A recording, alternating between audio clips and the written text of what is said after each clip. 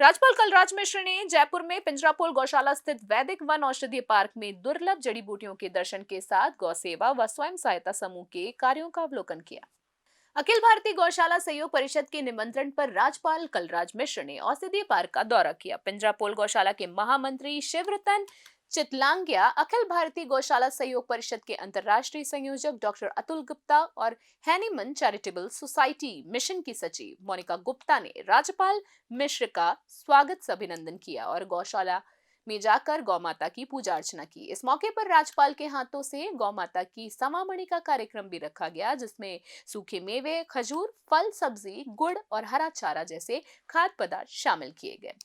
इस मौके पर राज्यपाल कलराज मिश्र ने कहा कि गौ माता हमारे हृदय में वास करती हैं। गौ माता का संवर्धन तभी संभव है जब गाय का गोबर खेतों में डाला जाएगा तथा जैविक खेती को बढ़ावा दिया जाएगा। राज्य व देश में गौ आधारित खेती के माध्यम से राज्य को विशेष राज्य बनाया जाएगा और किसानों को प्रशिक्षण भी दिया जाएगा। इस मौके पर अखिल भारतीय गौशाला सहयोग परिषद के अंतर्राष्ट्रीय संयोजक डॉक्टर अतुल गुप्ता ने राज्य को जैविक राज्य बनाने के लिए गौ आधारित प्रदेश बनाने की मांग की। साथ ही गौ माता को राष्ट्रमाता का दर्जा दिलाने की मांग को लेकर प्रधानमंत्री के नाम एक पत्र भी सौंपा है। मुझे स्वयं यहाँ आकर अतीव प्रसन्नता हुई है। राजस्थान में जब मैं आया उसी समय मुझे बताया गया था कि पिंजरापोल गौशाला बड़ा महत्वपूर्ण काम कर रही है, वहां जाकर देखना चाहिए। लेकिन किसी न किसी कारणवश मैं यहाँ आ नहीं सका।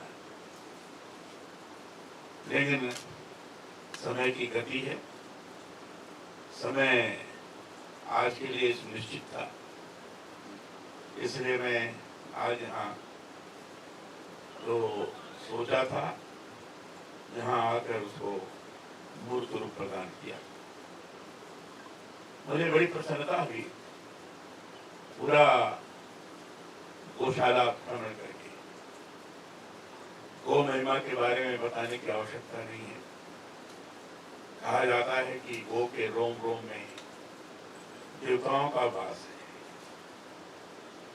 इसलिए गौ के द्वारा जो भी चीज प्रदान की जाती है, चाहे गोबर हो, चाहे गोमूत्र हो, चाहे और भी कोई चीज, और निश्चित रूप से मानव हित में उपयोगी होती है और उसके कारण ही लोगों का कल्याण सुनिश्चित है। देवताओं का वास है, अर्थात देवता जहां भी प्रवेश करेंगे निश्चित रूप से वह स्थिति और स्वच्छ, पवित्र और सात्विक होगी।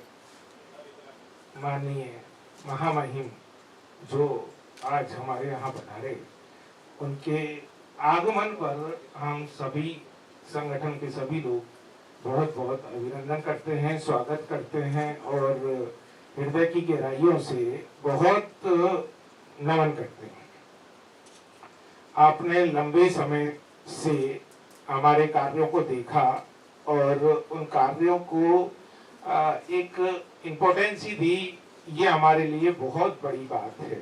आज गौ माता को राष्ट्रमाता बनाने व गौ माता के गोबर से पूरे देश को जैविक खेती के माध्यम से, गौ आधारित कृषि के माध्यम से गौशालाओं को स्वावलंबी बनाने का जो हमारा संकल्प है, इस संकल्प की मूल जड़ श्री पिंजरापोल गौशाला है। आदरणीय शिवरतन चितलांगिया जी का मैं भी बहुत बहुत अभिनंदन करता हूँ, नमन करता हूँ कि उन्होंने इस प्रकल्प को प्रारंभ करने के लिए एक हमें आशा दी और उस आशा में हम चलते रहे और चल करके आज ये दिन है कि देश और दुनिया के लोग जो है श्री पिंजरापोल गौशाला में आकर के एक आशा समझते हैं कि हम गौशालाओं को स्वावलंबी कर सकते हैं और